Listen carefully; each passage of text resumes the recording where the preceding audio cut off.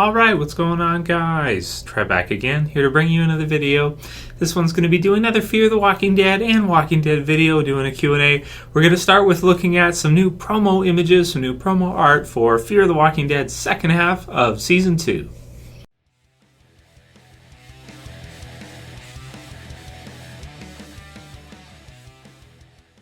And spoiler warning, of course, if you're not caught up on both Fear the Walking Dead and The Walking Dead, we'll get into the Walking Dead questions afterwards. To start, man, here it is. I'll put the link in the description so you guys can check it out, to IGN, where they have pretty much everything hosted there. You can take a look at the images there in higher quality than you can in this video here. So, really cool promo image just released from AMC. Still nothing for the regular Walking Dead. Damn it. But hey, you know, Fear, yeah, it's cool. Fear the Walking Dead, of course, too. I have been enjoying a lot. This one's really cool. Death knows no borders. Freaking sweet. And then it's got, you know, the skull being ripped apart by all of, we're to assume, zombies around. And you've got kind of the artwork on the skull. It kind of reminds me of the Day of the Dead, which is pretty cool, of course, in Mexico, and Death knows no borders. It's smart. I think it is smart. I think it's cool and intelligent. And of course, you got the Fear the Walking Dead banner in blood red on the left. Very cool. I am excited. You know, I am excited. Apparently, at least according to the wiki, it's August 21st for the return date. I thought it was around the 14th, but I guess I forget what Chris Hardwick said on Talking Dead. But let's just go with the wiki, listed as the 21st. So it's still a bit, you know, still over a month from now, but it's not too bad. At least we have something new until The Walking Dead comes back. And there's going to be a panel for Fear the Walking Dead at Comic-Con as well, which will probably have, like, you know, some kind of a trailer for the second half of Season 2, which should be cool. But they've also released two pictures. This one here of course, Frank Delane, who obviously plays... holy shit, I forgot his fucking name. Plays Nick. And it looks like that episode back, the first episode back of Fear the Walking Dead Season 2 second half, is going to focus mainly on him, it looks like.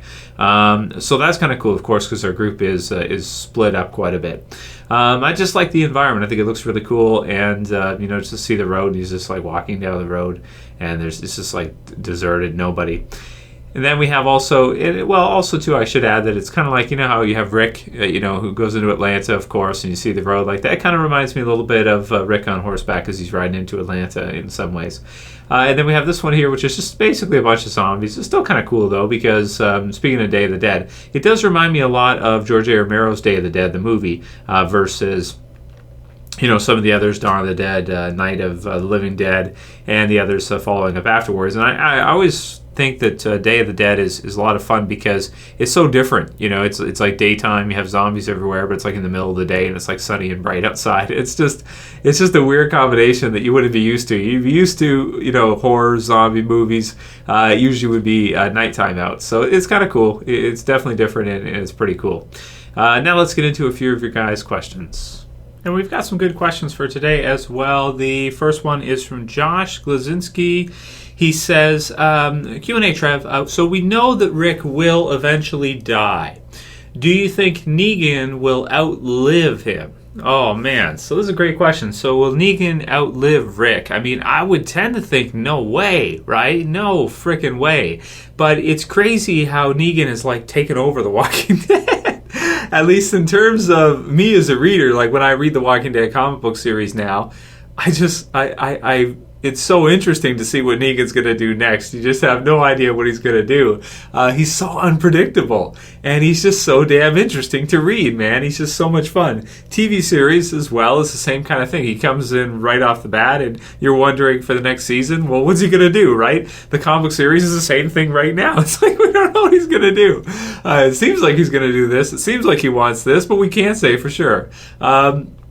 So it's definitely a lot of fun, and it's crazy how Negan has like become such a huge character in the series and kind of just like taken over. It's nuts, man, in The Walking Dead. So a lot of fun for sure. So will he outlive Rick? I still can't see it, but in terms of his body, I think he's probably in better shape than Rick is. I mean, Rick, you know, you got missing the hand and stuff in the comic books. The TV series, you know, it's pretty similar, but right now. But in the future, if they fall down the same type of path, then you'd think that yeah, maybe he will, but I just can't say it. Like, I can't say that I think Negan's going to live longer than Rick. No, I got to say, of course, that Rick should outlive Negan. I mean, he should, but will he? You know, it's like almost like, because it seems obvious, maybe he won't. You know, right? So we'll see what Kirkman's going to do with that, and how long Rick and Negan will both live. Negan has already lived longer than I thought he was going to be honest with you. So we'll see. Zach Sweig says, "Hey bro, Q&A question. What do you think the next Fear the Walking Dead episode will be like?"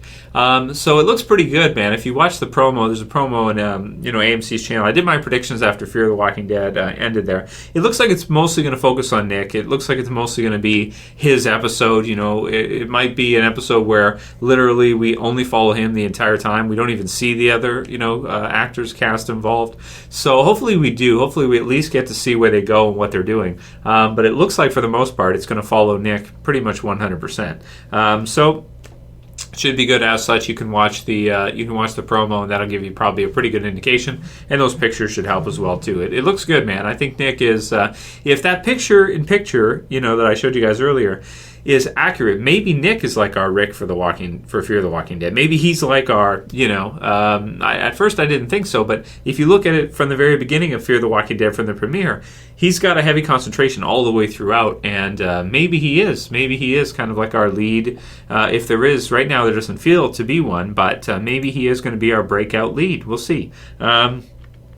It'll be interesting either way to say, and the parallel between him walking down the road and Rick in Atlanta is interesting. Next one's from Daniel Salazar, a role player, I think. Negan will kill Rick. I have a feeling Rick will die soon, or die here. And then Whitelist Productions replied, "It's already been confirmed that that's not how it ends," by Kirkman himself. So I haven't seen that quote where Kirkman says that Negan is not going to kill Rick, and he won't kill Rick, and that's set in stone. I haven't heard that, but going based on that, so if you're asking me, do I think that Negan will be the one to kill Rick? I don't think so. I don't think so. And that, maybe it'll be kind of like Rick's mistake that the whole thing happens. No, I personally, I don't really think I would like to see that, to be honest with you. I think that they're both awesome characters, and that, like I said before, I do think Rick will probably outlive Negan. But, who knows, man? Crazy, right? Ezekiel, question, another role player. What do you think The Walking Dead would be like if it was owned by HBO? And this was a question especially with all the craziness with the season finale for Game of Thrones, a lot of people have asked this one. Second City Saint 12 also said, "Hey, Trev, please answer your Q&A. Would really love to hear your thoughts on this. As you know, HBO turned down The Walking Dead, and then maybe his language not the best. If they did take on The Walking Dead, how do you think it would be produced? Would it be an even bigger show than it is on AMC?" So do I think if HBO owned Walking Dead, it'd be even bigger than it is on AMC?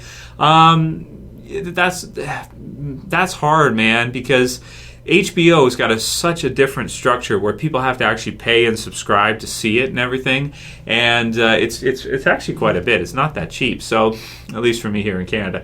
So it's kind of tricky to say. I mean, I personally, would it be awesome if it was on HBO? Yeah, probably. But if they do it like Game of Thrones, it'd be more like an event. So you'd probably get 10 episodes per season, and they'd be longer, no commercials, of course. So it's like 15 episodes when you translate it. But they would probably all be shown at the same time of the year. So you get 10 weeks of the year. It would be awesome for Walking Dead. The budget would probably be a lot higher, probably be even better quality than it is on AMC and everything. More money and more stuff to put into it. Probably be nuts.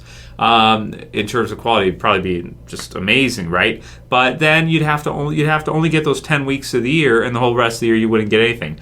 I kind of like it that you get your 16 weeks a year of Walking Dead. They break it up half and half. It gives us something to do in the fall. It gives us something to watch in the winter. And the summertime, it's nice out, so you can go out and enjoy yourself, work out, do whatever you want to do, play sports or whatever you're going to do. I like that structure. It's awesome to have Game of Thrones on a different time, but I don't think I would prefer to see it on HBO and just to have a 10-week slot. But then, again, it would have even more budget probably, and it might be even better in terms of how it's done. It's really hard to say. Hypothetical, of course, right? It could be worse, too, I suppose.